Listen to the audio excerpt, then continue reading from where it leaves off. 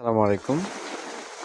আমাদের লেয়ার মুরগি বাচ্চাগুলোর বয়স আজকে 2 দিন। দ্বিতীয় দিনের আপডেট।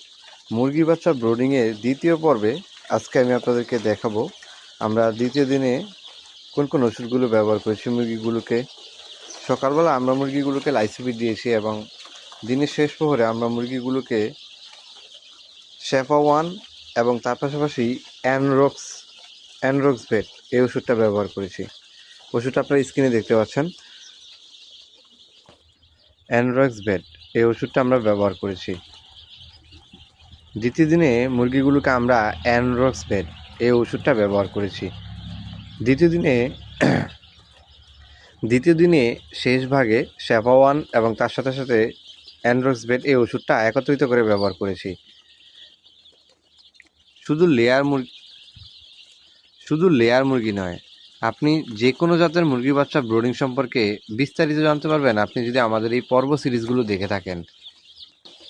আপনার জন্য সবচেয়ে সহজ হবে ভবিষ্যতে যদি আপনি 0 দিন বয়স থেকে মুরগির বাচ্চা পালন করতে চান, এই ভিডিওগুলো আপনি আপনার টাইমলাইনে শেয়ার করে রাখবেন। আসসালামু আলাইকুম।